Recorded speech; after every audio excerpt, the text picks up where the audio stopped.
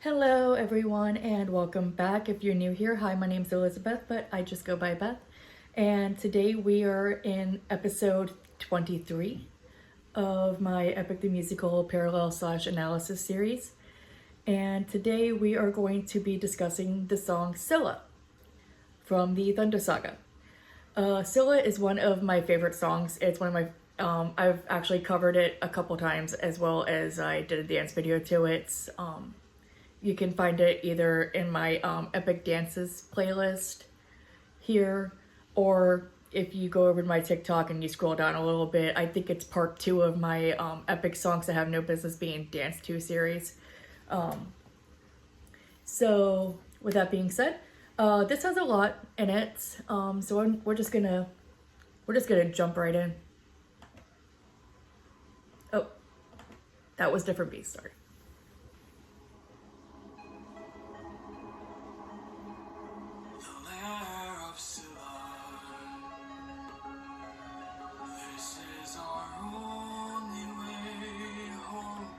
Okay, so this part right here, the whole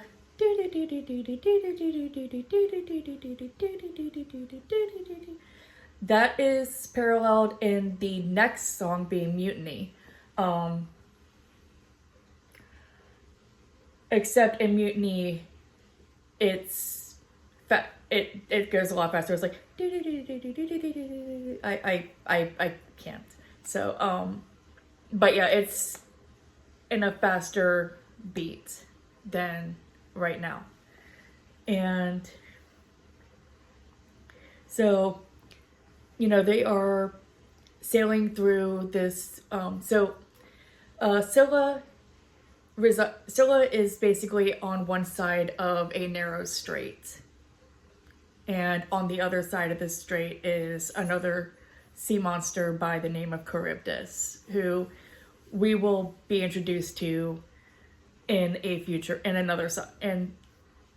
more sagas, or a couple more sagas actually.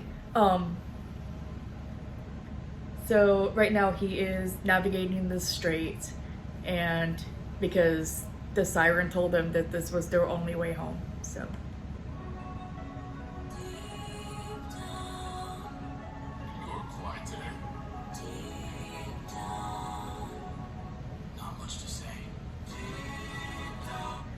and am I the only one that thinks that when Scylla is singing deep down, that it sounds a lot like waiting,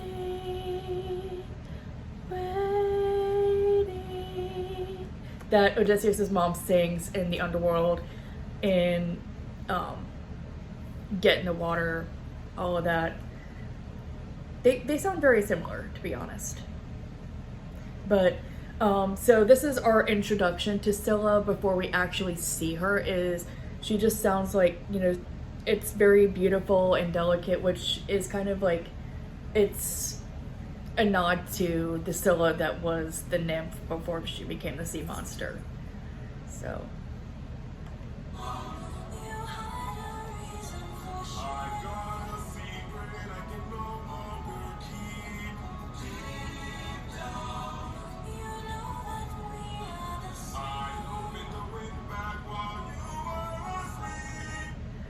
that was what Eurylochus was trying to tell Odysseus back in Puppeteer, which was 2 sagas ago. And he just now got up the nerve to say that to him.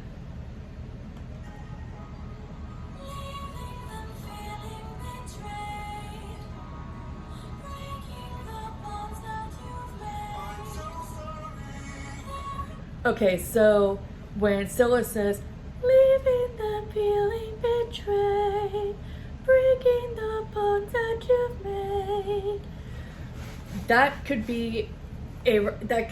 either be referring to Eurylochus because he opened the windbag even though Odysseus had trusted them not to open the windbag, or it could be in reference to something that Odysseus is about to do in this song. Okay, so I kind of stopped in the middle of that phrase, that next phrase that I wanted to talk about, which was, there, which was, there is, there is no price we won't pay. So that is paralleled in Mutiny, where the crew is saying, there is no price he won't pay. So, moving on.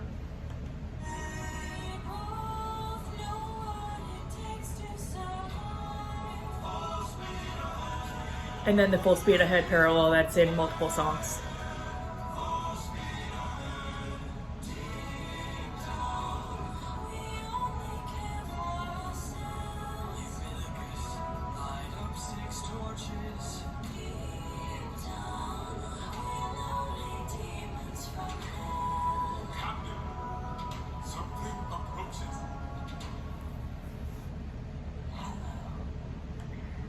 Okay, so this is where we are introduced to the sea monster, Scylla, the real Scylla. And at this point, if you watch the official animatic, you see Eurylochus holding one of the torches, which. So I kind of have a headcanon on what Odysseus was planning on using the torches for. Because, I mean, yeah, he does say in Suffering that Scylla has a cost, and, you know, he has to sacrifice 6 men. But, I mean, did he actually have to sacrifice them? My guess is that because, I mean, if you saw in the animatic, Eurylochus was holding one of the torches. Initially was holding one of the torches. And it could have either been he intended on Eurylochus to be sacrificed because he had just confessed to opening the windbag, or he could have been intending to give the torches to his 6 strongest men, one of them being Eurylochus, in the hopes that they could fight, that each of them could fight off Scylla's heads, because Scylla is a 6-headed monster. So if they draw each head's attention, that they could possibly fight them off, and then all of them make it through. So, and we're gonna come to the nice little instrumental break, which I do have something to say about that once we get to it.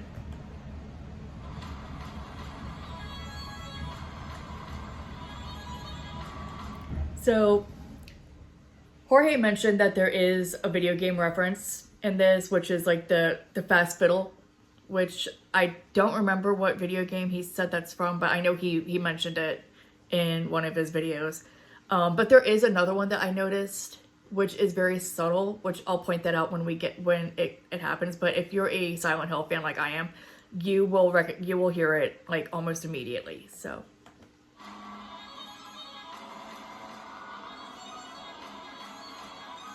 Right there.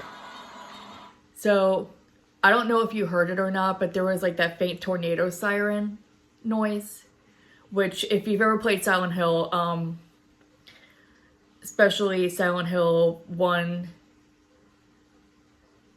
pretty sure 2 and 3 also have that same noise. Plus, it's also played in the original Silent Hill movie, which, if you've watched the movie and you have not played the games, go play the games.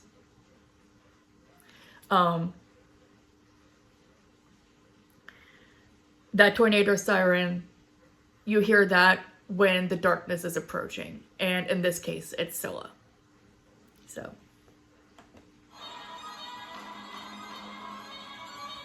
Yeah.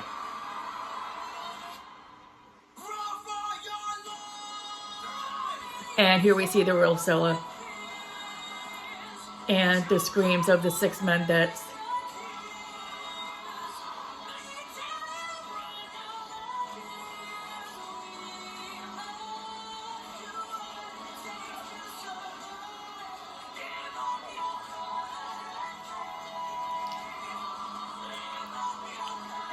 And I just have to say, I love the versatility of KJ's voice in this song.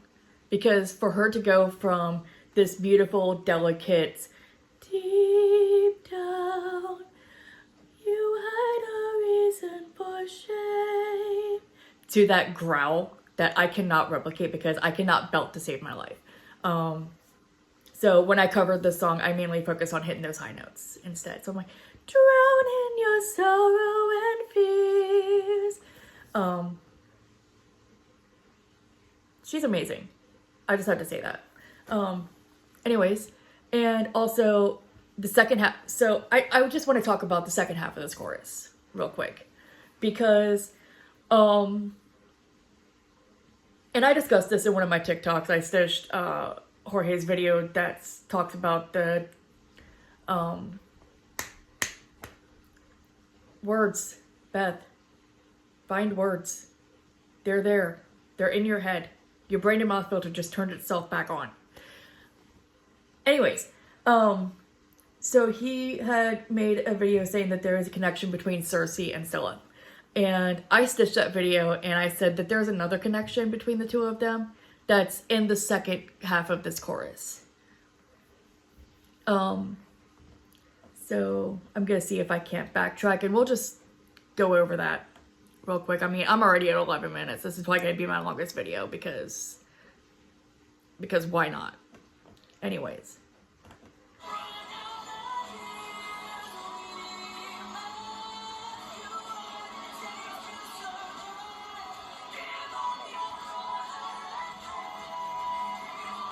Okay, so the first line, give up your honor and faith.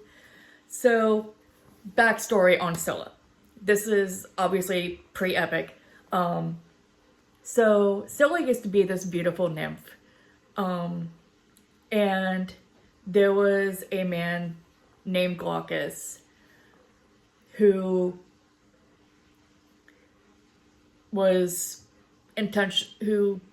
accidentally ate something or whatever, consumed something, and became a sea god. And, you know, he basically became like, in Scylla's eyes, he was not the most attractive, but he was in love with her and wanted her to love him as well. So he goes to Circe, and asks Circe to make a potion that would make Scylla fall in love with him. Now, Circe was in love with Glaucus, and out of jealousy, and so she was jealous, and so she felt that Circe had betrayed her, which is where the whole give up your honor and faith comes into play.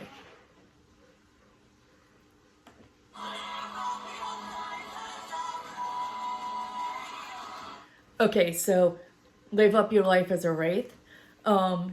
So instead of making a potion that would make Circe fall in love with Glaucus, instead she makes one that's going to turn Scylla into a sea monster, into something that's, you know, is very grotesque and scary, and so that Glaucus would turn his gaze the other way. So she does this by poisoning the water, the seawater that Scylla was bathing in. And that in turn turned her into that six-headed sea monster that you see that's in words. Yay.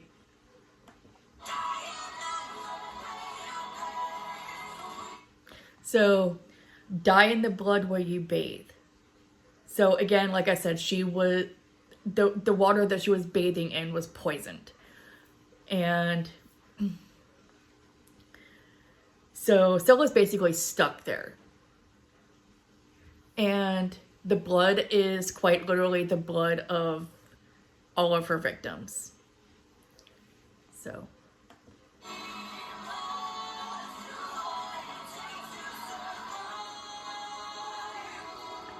And then we're back to that, you know, very calm, serene music because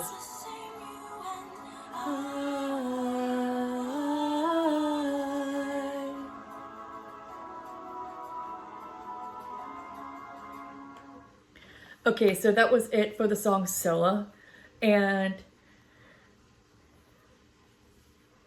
the next song that we will be discussing is one that I have referenced multiple times, and it is Mutiny.